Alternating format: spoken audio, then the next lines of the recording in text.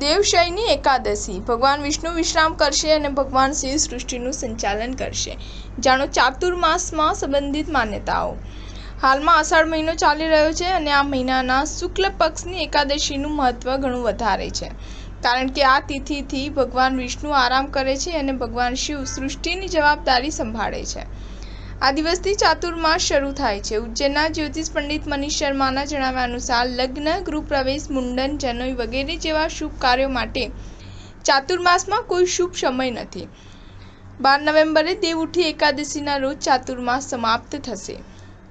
દેવશયની એકાદશીથી ભગવાન વિષ્ણુ લગભગ 4 મહિના સુધી યોગ નિદ્રામાં રહે છે। આ પછી ભગવાન શિવ સૃષ્ટિનું સંચાલન કરે છે। વિષ્ણુજી પંચદેવોમાંનો એક છે અને શુભ કાર્ય પંચદેવ પૂજાથી શરૂ થાય છે।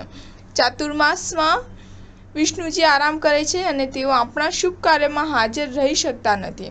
આ કારણે દેવશયની એકાદશીથી દેવઉઠી એકાદશી સુધી શુભ કાર્ય થતા નથી। આ માટે કોઈ શુભ સમય નથી। ચાતુર્માસમાં ભગવાન વિષ્ણુ અને તેમના અવતારોની વિશેષ પૂજા કરવી જોઈએ। પૂજાની સાથે ભગવાન વિષ્ણુની કથાઓ વાંચો અને સાંભળો।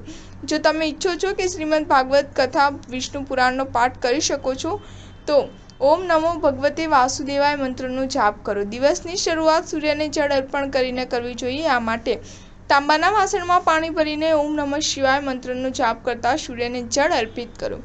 હાલ ચોમાસું ચાલી રહ્યું છે અને જો સવારે સૂર્ય ભગવાનના દર્શન ન થાય તો પૂર્વ દિશા તરફ મુખ રાખીને સૂર્યનું ધ્યાન કરીને જળ અર્પણ કરવું જોઈએ।